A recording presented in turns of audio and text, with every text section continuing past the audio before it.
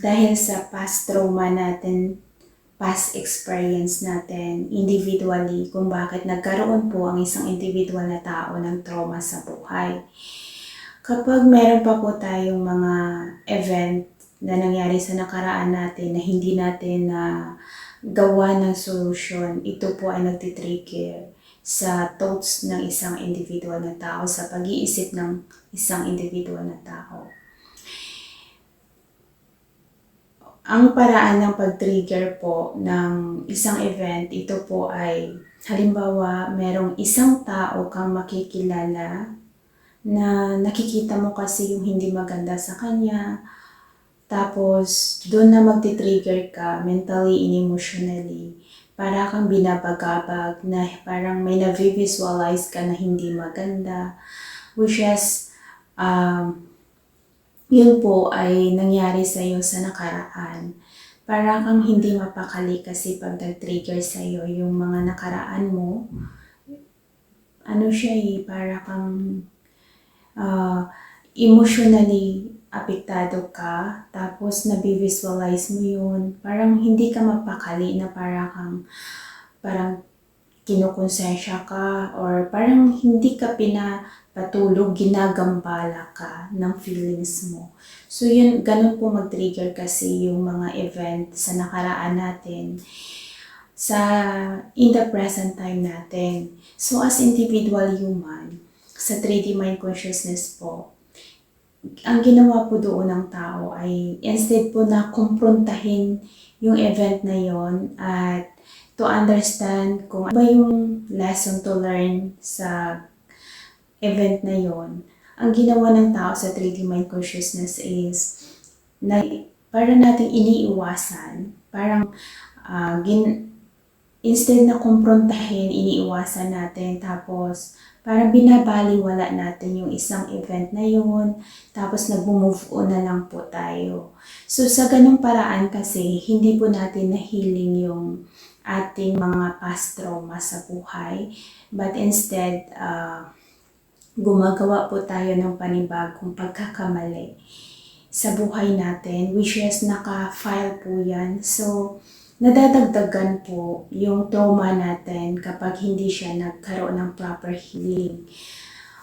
So, kapag nag-trigger po yan kasi, yun yung bumabagabag sa isipan ng tao na yung thoughts mo, madami kasi yung pumapasok sa isipan ng tao na mga pag-iisip na pwede kang per seconds nga, pwede kang maglakbay into the past and future na nakaligtaan mo yung moment mo dahil nga marami kang iniisip sa sarili mo.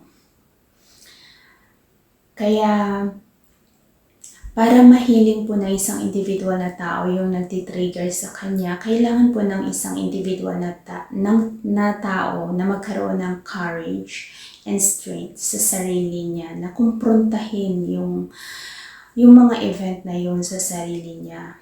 Na kapag halimbawa may isang event na nag-trigger sa iyo, mentally and emotionally mararamdaman mo yun kasi you can visualize the event and you can feel the feelings sa event na yun. So, bilang individual na tao, kailangan po natin yun, kumprontahin. Alamin natin bakit ko to na-visualize at bakit ko to nararamdaman. Kailangan mo yun analyze sa sarili mo. Hanapin mo sa sarili mo yung sagot. Ano po ba yung lesson na dapat ko matutunan sa event na to? So, huwag mong pakawalan yung isang event hanggat hindi mo nakikita yung lesson to learn, dahil ang paraan lamang na mahiling mo ang isang event ay dapat makita mo ang lesson to learn mo and you forgive it as a forgiveness kay God. Forgive yourself. Learn a lesson in every mistake mo. Kung bakit yan po yung tamang repentance. Kaya one by one po yan. Every mag-trigger sa mental and emotional mo, kumprontahin mo. Huwag mong takasan. Alam ko po na bilang isang individual na tao, ang weakness ng isang tao ay yung tanggapin yung pagkakamali niya.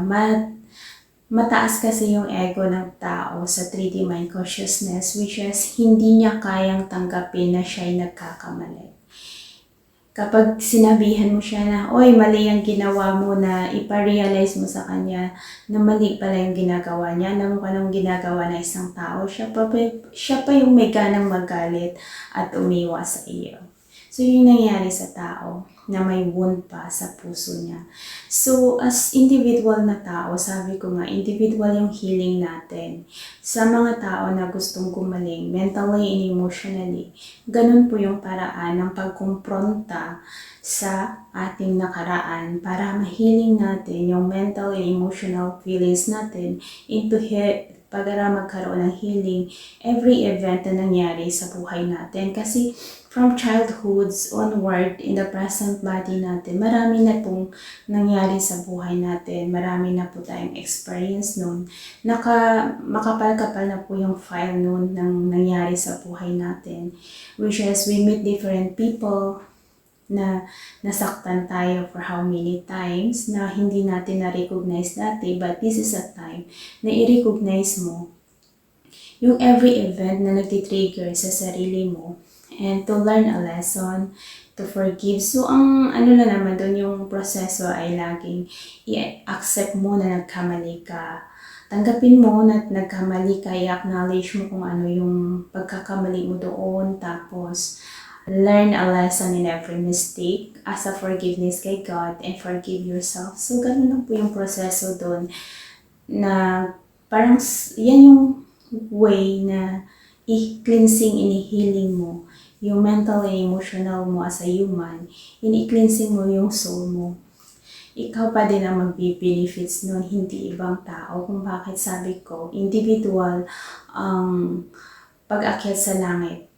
Hindi po siya by group, but individual dahil kailangan mo matutunan ang bawat pagkakamali mo sa buhay.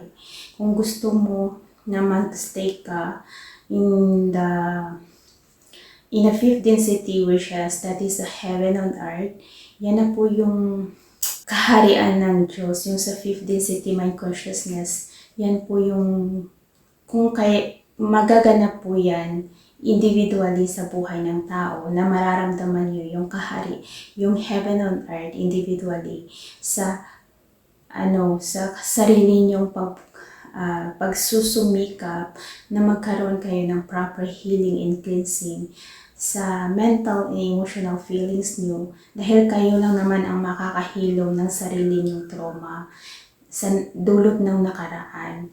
Dahil sa trauma kasi natin, andyan pa po kasi yan yung, nagtitrigger pa dyan kasi yung past life natin na experience, nagtitrigger pa yan in the moment body natin. And andyan pa po yung tayo mismo yung nakaranas ng since childhood natin onwards. So yan yung mga event na kailangan natin i-recognize step by step. Kusa lang naman yan kusa lang siya mag-trigger sa mental and emotional ng tao na kahit na minsan makikita mo sa kapwa mo yung mga pagkakamali. Tapos i-ask yourself, bakit ko kaya nakikita yung pagkakamali sa kapwa ko? Dahil po, our neighbor is the reflection of our own self. Ito kasi yung mga pagkakamali natin na ayaw natin tanggapin sa sarili natin kung bakit nakikita natin yung kamalian sa kapwa natin pero hindi natin nakikita yung ating pagkakamali sa sarili natin. So, our neighbor is our own mirror, a mirror of our soul. So, doon po natin din, isang paraan din po yan na ma-recognize natin yung mga event and para magkaroon tayo ng healing and cleansing. Minsan sa dreams natin, napapakita din po yan kung meron pa po tayong mga event na hindi pa po na healing, nagtitrigger po yan sa dreams natin. Nagkukos po kasi yan ng fear sa atin individually. So yung fear natin na yan, nagkukos yan ng nightmare sa dreams natin kapag meron pa tayong fear in life and meron pa talaga siyang wound yung soul natin. So, ganun po yung nangyayari doon. May triggering pa talaga sa mental and emotional feelings natin, which is hindi ka makakaisip ng single thoughts but marami kang iniisip once na hindi ka pa na fully heal sa mga past trauma mo. So, ganun lang po yung paraan na every merong mag-trigger sa'yo, ikumprontahin mo lang na i-analyze mo bakit ikaw ay binabagabag nito. Bakit ka ba ginugulo? Bakit ka tinitrigger ng event na to? Ganun. Hindi ka kasi yan, para kang hindi ka nilulubayan. Ginugulo ka, hindi ka nagkakaroon ng peace o mind and feelings dahil po dyan sa mga event na yan na nanggugulo sa atin individually, dulot ng mga past experience natin. So, yan lang po yung mga event na kailangan natin every mag-trigger. Kumprontahin mo siya. Kailangan mong magiging matapang na kumprontahin dahil ikaw ang magliligtas sa sarili mo. Ikaw din ang magbe-benefits ng magiging resulta niyan. Balang araw ikaw ang magbe-benefits. Ito ay para sa iyo at hindi para sa iba. Kaya dapat natin pagtrabahuan individually yung ating kaligtasan. Dahil no one can save you but you are the one who save yourself. God is always there behind sa soul level, andyan si God na lagi binabantayan tayo and willing to give us a miracle every time na handa tayong tawagin siya. Kung bakit, di ba pag nag-forgive tayo, nagkaroon tayo ng healing sa mental and emotional feelings natin, tapos sa soul level natin. Dahil po, behind the scene, si God po talaga ang gumagawa dyan.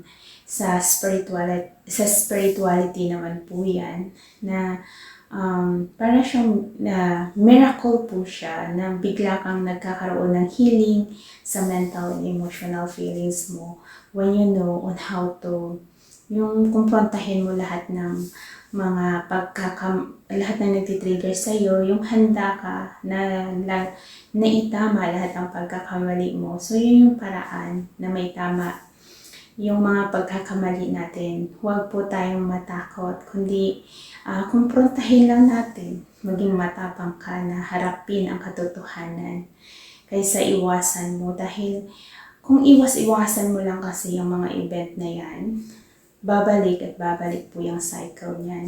Kasi yung buhay kasi natin is one cycle. So, yung mga nangyayari sa mundo natin is one cycle. And yung mga, kumbaga, yung mga halimbawa parang nag-iisang ka lang na pag nag-pass ka muna ngayon, babalik pa rin yung cycle niya sa tamang araw, oras at panahon na handa ka ng sagutan at itama yung mga pagkakamali mo.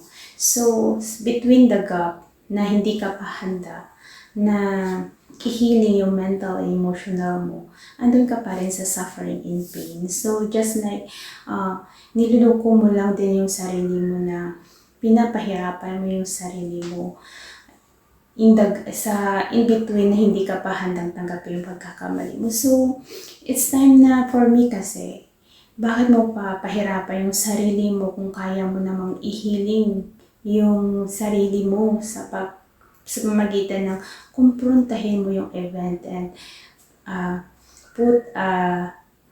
kumbaga, itama mo yung mga pagkakamali mo para sa kapayapaan ng iyong sarili, yung mental, emotional mo, magkakaroon ng kapayapaan. So, kasi doon natin mahanap kasi si God sa love na binibigyan tayo ng peace of mind and happiness sa buhay natin. Kaya huwag po tayong matakot, but instead, magiging matapang po tayo dahil andyan naman si God always behind our back na tumutulong sa atin. kahit na hindi po natin siya nakikita ng ating mga mata, pero andyan siya, kaya natin mararamdaman dahil si God is a spirit na kahit saan, andyan siya.